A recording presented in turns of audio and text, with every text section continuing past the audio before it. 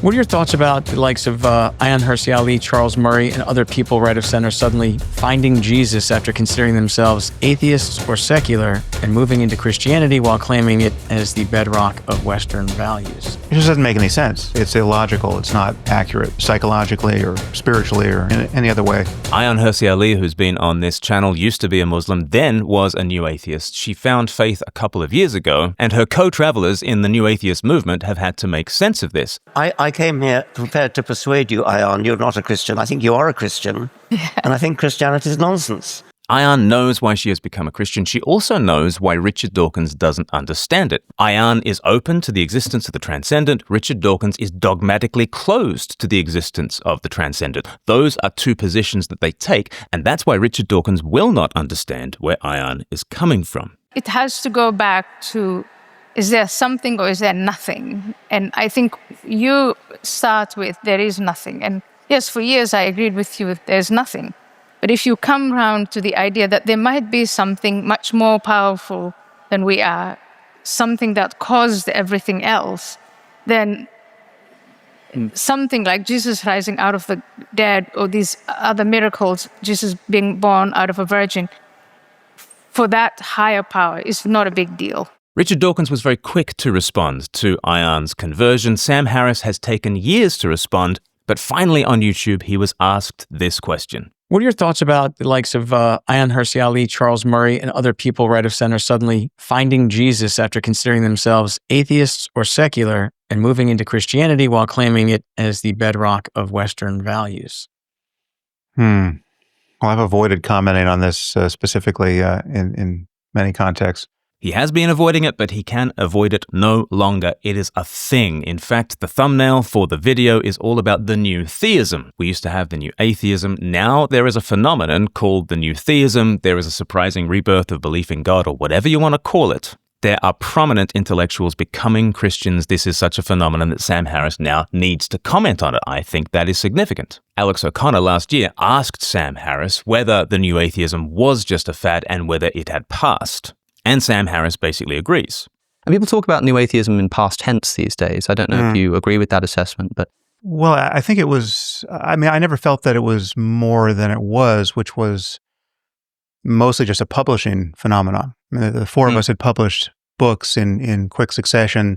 The new atheism could be seen as a publishing phenomenon, and it is a phenomenon that has passed. So how will Sam Harris now respond to this new thing? Well, first, he assures us that he has nothing but goodwill for Ayaan herself. Well, I mean, so first, I never want to say anything about Ayaan that is derogatory. I mean, I think Ayaan is just a straight up hero to me, and she should be to women everywhere. I mean, I think that's just the ground truth of where I think she should sit in people's minds, but she's not perfect, right? And I don't think her defense of her conversion to Christianity makes much sense. Certainly, she didn't give any reasons why she now believes that Christian doctrine is true, right? I mean, what you have in the case of many people is the argument that we as a society need an attachment to Christianity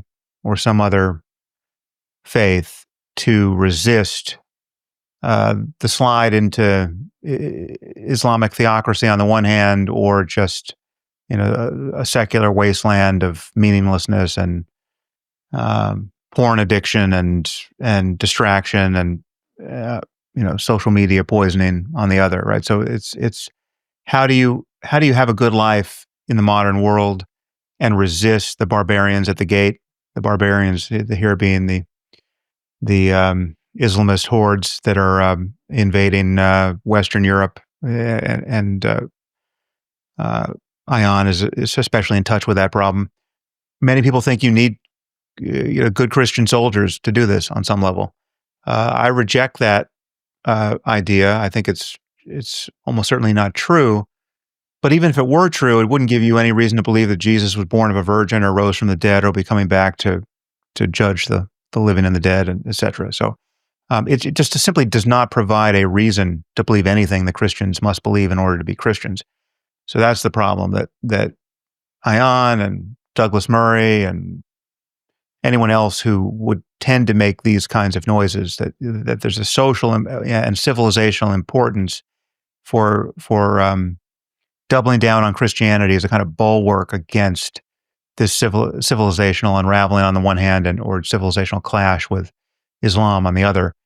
It just doesn't make any sense. It's illogical. It's not accurate, psychologically or spiritually or in any other way. So Harris is identifying a movement of people towards Christianity by intellectuals who are looking at the culture and noticing that it has been built by Christianity, and that therefore attending to the roots of our civilization might be the clever thing to do. The West has been a God-shaped culture. We have taken God out of it. Now there's a God-shaped hole in Western civilization. Maybe we need to return to the center, or to use a different analogy, if the roots of Western civilization have been Christian, severing those roots has not led to great fruitfulness. Therefore, let's attend to the roots. Sam Harris does not think that that is any way to conduct an intellectual investigation. It just doesn't make any sense. It's illogical. It's not accurate, psychologically or spiritually or in any other way.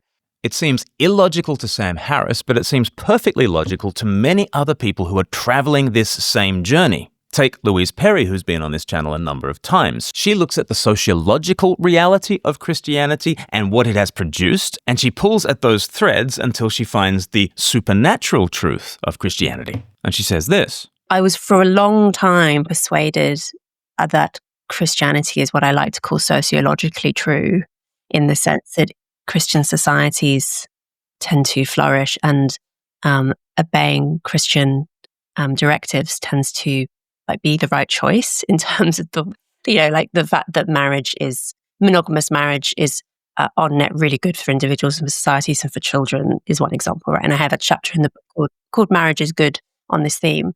That doesn't necessarily mean that Christianity is supernaturally true, but if it were supernaturally true, you would expect it to be sociologically true, if that makes sense. And observing quite how sociologically true it was very persuasive to me. This is not an inductive argument for the truth of Christianity. It is an abductive argument for the truth of Christianity. It is an inference to the best explanation. If we taste the fruits of Christian civilization and they seem to be life-giving, well, perhaps the roots are likewise life-giving. It's not a slam dunk argument, but it might wake you up to the importance of Christianity. You might attend to those roots and find it truthful for other reasons also. The God-shaped hole in society might be suggestive of a God who is worth investigating. Then Sam Harris talks about Charles Murray, another intellectual who is on some kind of faith journey, and his God-shaped hole is a lot more personal. Here's what he says about Charles Murray.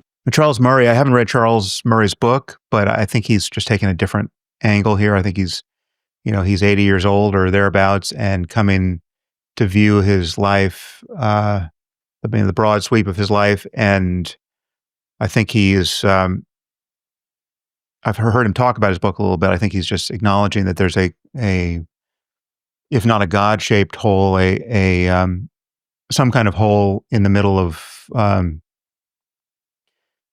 his life as he perceives it, that could and should be filled by faith. And I think he's taken instruction from his wife, who's religious, and he notices he's always envied her that capacity. This is considering the God-shaped hole more personally rather than civilizationally. But Sam Harris does not find that a logical way to reason. Why? Because he has a story to tell about what the universe is like. He has stripped bare the universe of supernatural claims and mythology and superstition. And with a universe evacuated of the preposterous, evacuated of sacred texts and supernatural truth claims, he says you can still fill that hole with what? Here's what he says.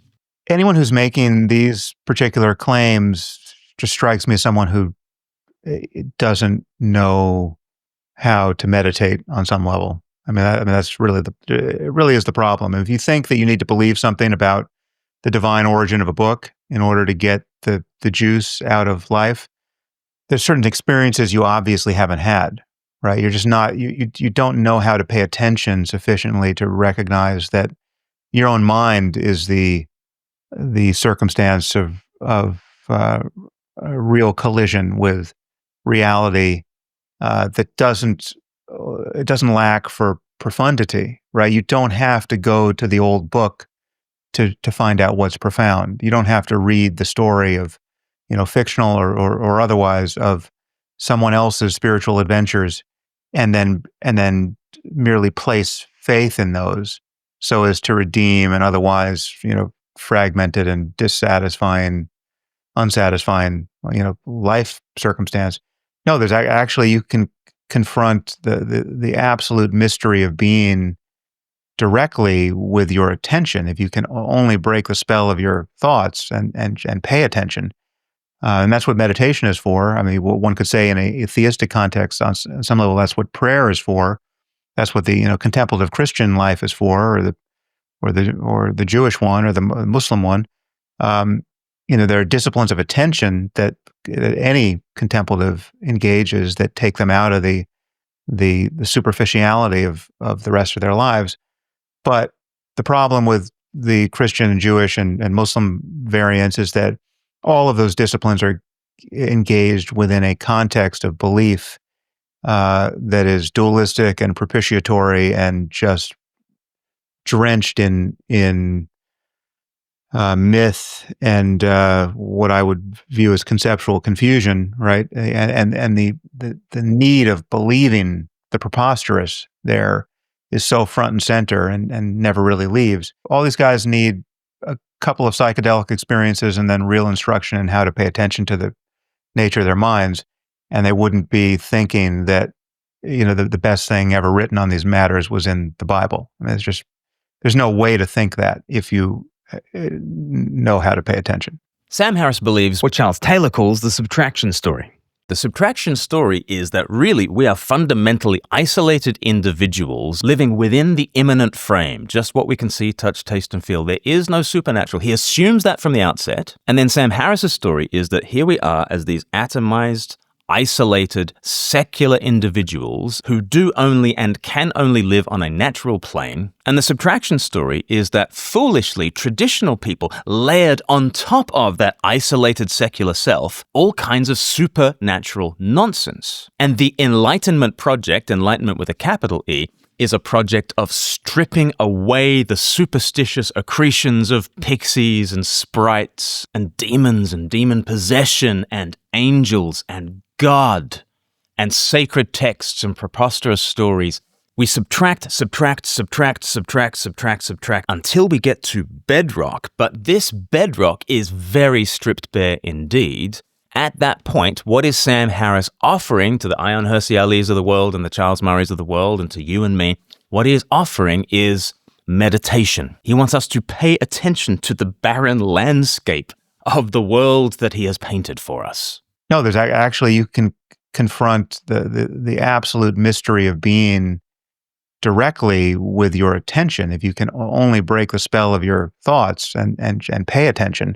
Sam Harris claims not to understand why people are taking the journeys that Ayaan has taken, that Charles Murray might be taking, that Louise Perry has taken. But I think we should all be able to understand it when you recognize that the alternative is Sam Harris's dogmatic assertion that all we live in is the immanent frame, that the spiritual stories and the heroic journeys that other cultures have oriented themselves by are superstitious nonsense. We just need to clear that away and we're left with what? Psychedelics? An absolute confrontation with the bare mystery of the cosmos? Can you not see that compared to Jesus, this is not a compelling vision? But Sam Harris is so dogmatically convinced of his subtraction story, he thinks it's the future. He thinks it's a turf war between the transcendent and the immanent is taking ground every day, and there will be an irreversible and ineluctable triumph of the immanent over all superstition. So he's asked this. So you don't think we'll ever outgrow religion? So if AI delivers utopia? No, I think we will. I mean, I think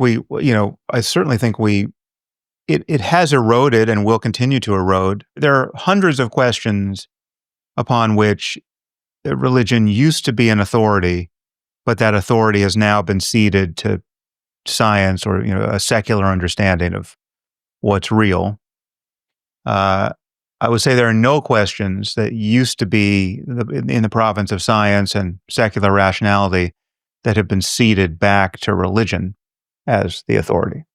Here is the secular story that Sam Harris is dogmatically attached to. There are scientific explanations for everything. Those scientific explanations are the most foundational explanations to life on this planet. Those scientific explanations are increasing all the time. They are taking ground from supernatural explanations, and there will be a victory. There will be a triumph of the scientific over the supernatural. That is, forgive me, Sam Harris, an absurd thing to think. To think that the scientific explanation of life on this planet is the most foundational, that it is the most satisfying, and that it occludes all other explanations of life on this planet is an absurd thing to think. The scientific explanation of the self, or of consciousness, or of freedom, or of morality, or of beauty, or of rationality, the scientific explanation of all these things is in no sense more satisfying than more storied accounts of the world. And in fact, a scientific account of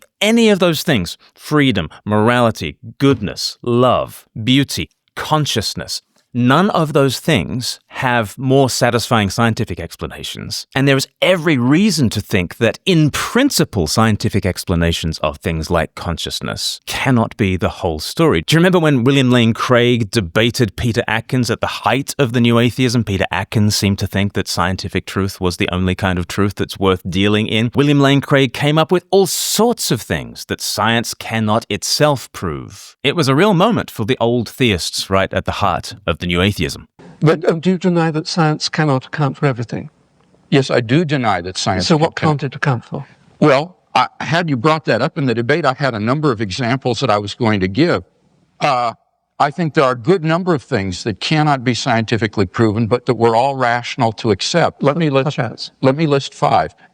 Logical and mathematical truths cannot be proven by science. Science presupposes logic and math, so that to try to prove them by science would be arguing in a circle.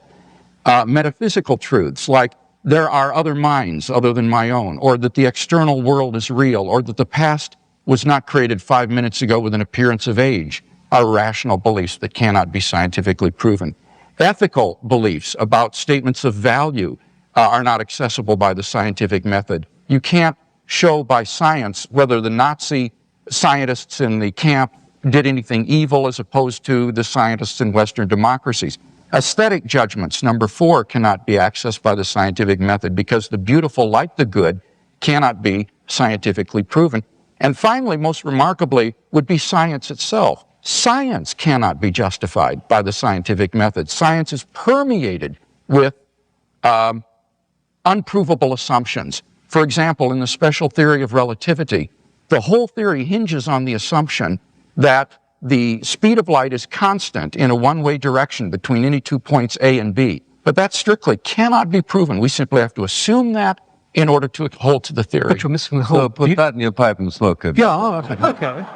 There simply isn't a turf war between science and other forms of knowledge unless you are dogmatically committed to the immanent frame, as Sam Harris seems to be, as Peter Atkins certainly is. And the insistence that everything is finally molecules in motion, that is the dogmatic approach to life.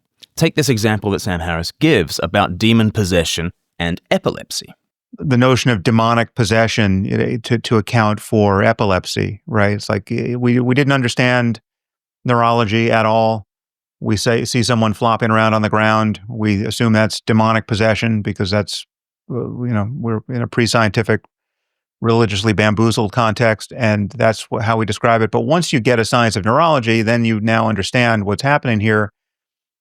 There are some stragglers. There's some people still left thinking, well, maybe that is demonic possession, even though we now call it epilepsy. But no, actually, we know enough about epilepsy now that's never getting seeded back to religion, right? Now, for somebody who is not a Sam Harris, somebody who is not a Peter Atkins, somebody who thinks there is more than one level of reality going on in life, we could draw you a Venn diagram in which there is one set of people who are called epileptics, and there is one set of people that are called demon-possessed. And we can certainly admit that those two sets can overlap. What some people down through history and around the world today might call demon possession might in fact be cases of epilepsy. I have absolutely no problem in saying that. I think that's a very healthy thing to say. But Sam Harris is making a very dogmatic claim. He is saying that that Venn diagram is in fact a circle, that the set of all people who have ever been called demon-possessed is identical to the set of all people who suffer from a neurological condition called epilepsy.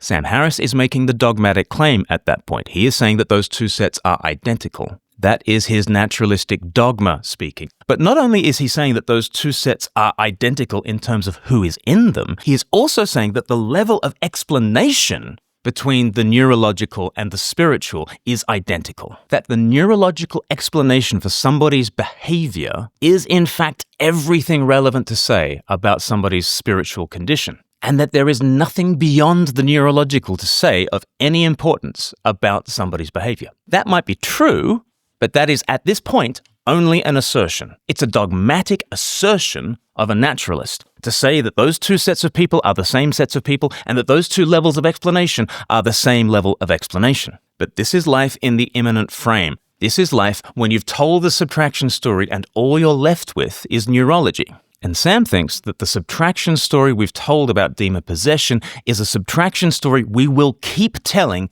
to the very fringes of human experience until the naturalistic triumphs. And there's going to be 1,000 more things like that, where it's just a unidirectional conquest of real estate that, where a scientific or secular understanding of what's going on is going to claim the territory and never give it back. There is a unidirectional conquest of real estate, and it is happening, and the scientific will win. But don't worry, after the scientific has evacuated the landscape of everything supernatural, you've still got psychedelics. You can still meditate on the mystery of existence, but it's a mystery of existence that has been stripped of the storied. And in stripping the landscape of the storied, you are also stripping the landscape of the things that make life worth living: the personal, the self, the conscious, free will, morality, goodness, truth, beauty, love. But pay attention, says Sam Harris. Meditate. Contemplate the mystery of this barren existence. That is what Sam Harris is offering. Can you blame the Charles Murrays or the Ayaan Hirsi Alis or the Louise Perrys for saying, I don't think so? And just a final thought. I am not saying, the truth of Sam Harris's worldview is too austere for people, and so they need to go to the superstition of fairy tales. I'm not saying that. I'm saying that Sam Harris's view of the world is just not true. His atheism forces him to tell us that the world is a barren wasteland stripped bare of the supernatural, and yet that supernatural pokes in at us from every direction through consciousness and morality and freedom, goodness, truth, beauty, love. It pokes in at us and says there's a God-shaped hole in us, there's a God-shaped hole in the world. And all these things are telling us that Sam Harris's story of the world is false. It's not that his story of the world is true, but we would prefer the fairy tales, thank you very much. The Christian says that the story of the world that the new atheists were telling is not the true story of this world. And that in every aspect of our lives, we can look to the macro, the civilizational, we can look to the micro, to the personal, and we will find that the new atheist story just does not stack up. I'm glad that Sam Harris is noticing that the new atheism was a moment and that a new moment has arrived.